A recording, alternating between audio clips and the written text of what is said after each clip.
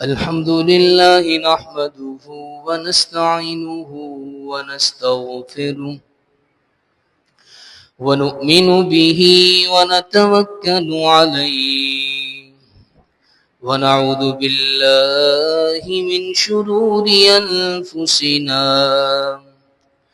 ومن سيئات أعمالنا من يهده الله فلا مضل له ومن يضلله فلا هادي له ونشهد أن لا إله إلا الله وحده لا شريك له ونشهد أن سيدنا وصمدنا وحبيبنا وطبيبنا وشفيعنا محمدا عبده ورسوله. قال الله تبارك وتعالى في القرآن المجيد والفرقان الحميد: فمن كان يرجو لقاء ربه فليعمل عملا صالحا ولا يشرك بعبادة ربه أحدا. صدق الله مولانا العظيم، صدق رسوله النبي الكريم الأمين، ونحن على ذلك لمن الشاهدين والشاكرين، والحمد لله رب العالمين. حمد و صلاۃ کے بعد نہایت ہی واجب الاحترام، قابل احترام، معزز و مکرم و محتشم سامعین کرام، اللہ جل وعلا کا فضل و کرم ہے کہ خلاق کائنات نے ایک مرتبہ پھر جمعۃ المبارک کی بابرکت گھڑیاں دیکھنا نصیب فرمائی. اللہ جل وعلا اس کی برکتوں سے ہم سب کو مالا مال فرمائے.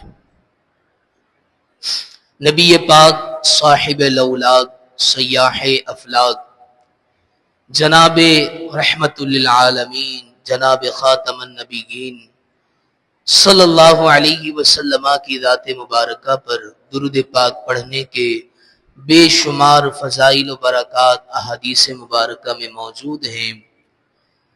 ایک بہت ہی پیاری حدیث مبارکہ جان کائنات نے فرمایا: من صلی علی فی یوم 50 مرۃ فصافحتہ یوم القیامہ، او کما قال علیہ الصلاۃ والسلام،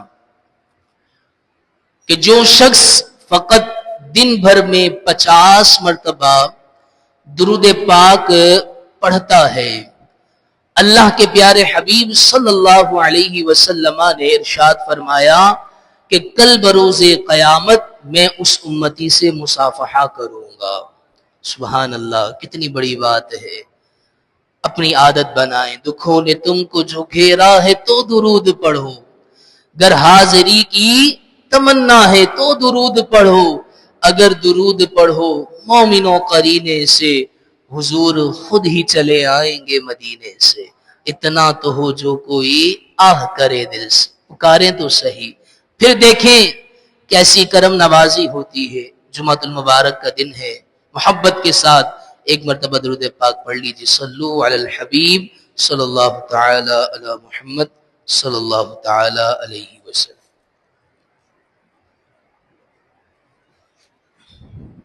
میرے محترم اور پیارے نمازی بھائیوں،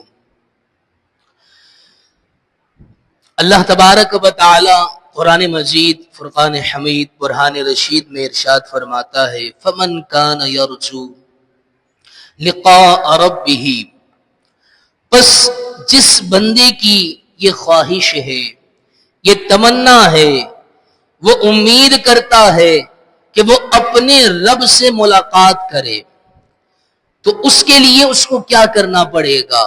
اللہ تبارک و تعالی قرآن میں ارشاد فرما رہا ہے کہ اے بندو، اگر مجھ سے ملاقات کرنا چاہتے ہو، میرا دیدار کرنا چاہتے ہو، اور یاد رکھیں قیامت والے دن دیدار باری تعالی یہ ممکن ہے، یہ بالکل حق ہے. کیسے ہوگا وہ رب جانے، اور جس کو یہ دیدار کروایا جائے وہ جانے.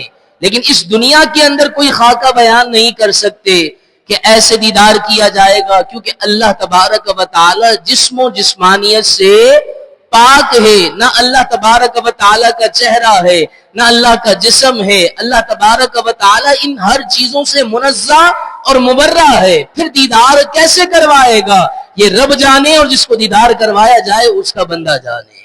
تو اللہ تبارک و تعالی کیا فرما رہا ہے؟ فمن کان یرجو، کہ جو بھی امید رکھتا ہے لقاء ربہ، کہ وہ اپنے رب سے ملاقات کرے، تو اس کو کیا کرنا پڑے گا؟ فَلْيَعْمَلْ عَمَلًا صَالِحًا، تو پس اس کو چاہیے کہ وہ نیک عمل بجا لائے، وہ نیک عمل کو اپنی زندگی کا حصہ بنائے.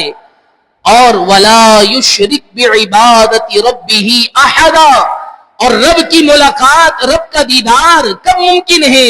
کہ جب رب کے ساتھ عبادت میں کسی کو شریک نہ ٹھہرائے، اس وحدہ لا شریک کی عبادت کرے، اس کو معبود حقیقی تسلیم کرے. وہی عبادت کے لائق ہے، وہی سجدہ کرنے کے لائق ہے، اسی کے آگے سجدہ کیا جائے، بس یہ اسی کے ساتھ خاص ہے. جب اگر انسان ایسی زندگی گزارے گا تو پھر رب کا دیدار ہو جائے گا، پھر رب اپنا دیدار کروا دے گا. میرے محترم اور پیارے بھائیوں، اب اس آیت مبارکہ کے اندر ایک جز ہے وَلَا يُشْرِكْ بِعِبَادَةِ رَبِّهِ أَحَدًا، کہ اللہ تبارک و تعالیٰ کے ساتھ کیا ہے؟ کسی کو شریک نہ ٹھہرائے. اب ذہن میں سوال یہ آئے گا کہ ہم تو رب کی ہی عبادت کرتے ہیں. آج میں جو موضوع لے کر آیا ہوں وہ ابھی فی الفور دور حاضر کا بہت اہم مسئلہ ہے. اے کاش میں بھی اس پر عمل کرنے والا بن جاؤں، آپ بھی عمل کرنے والے بن جائیں، اور ہم اپنی عبادت کے اندر اخلاص پیدا کرنے والے بن جائیں. میرے محترم اور پیارے بھائیوں، اللہ کیا فرما رہا ہے کہ تم نے میری عبادت کے ساتھ کسی کو شریک نہیں ٹھہرانا. اب چاہے نماز ہو، چاہے روزہ ہو، چاہے زکوٰۃ ہو، چاہے حج ہو، چاہے قربانی ہو، چاہے فرائض ہو، چاہے نوافل ہو، چاہے واجبات ہو، چاہے مستحبات ہو، جہاں پر عبادت کا معاملہ آئے گا وہاں صرف عبادت اللہ کی جائے گی، کسی اور کی عبادت نہیں کی جائے گی. اور اس عبادت میں کسی کو شریک بھی ٹھہرانا یہ جرم ہے. جی ہاں میرے محترم اور پیارے بھائیوں، میں جس موضوع کی طرف آ رہا ہوں اس سے پہلے میں ایک حدیث مبارکہ آپ کے سامنے عرض کروں. نبی پاک صلی اللہ تعالی علیہ وسلم نے ارشاد فرمایا کہ انسان کے جسم کے اندر ایک گوشت کا ٹکڑا ہے، اگر وہ صحیح ہو جائے انسان کا پورا جسم صحیح ہو جاتا ہے، اور اگر وہ بگڑ جائے تو انسان کی پوری زندگی بگڑ جاتی ہے. پوری زندگی وہ گناہوں میں بسر کر دیتا ہے. نبی پاک صلی اللہ علیہ وسلم نے ارشاد فرمایا اے صحابہ تمہیں پتا ہے وہ جسم کا کون سا حصہ ہے؟ سرکار نے فرمایا وہ دل ہے. وہ کیا ہے؟ دل ہے تو چھوٹا سا ٹکڑا، لیکن اگر یہ عبادت کی طرف اگر رغبت کر جائے تو پھر گناہ اس کو اچھا نہیں لگتا. اور اگر اس دل کے اندر گناہ کر نقطہ لگا دیا جائے، سیاہی کا نقطہ بڑھتا جائے پھر ہمیں کوئی بات کیا ہے اثر نہیں کرتی. ہمیں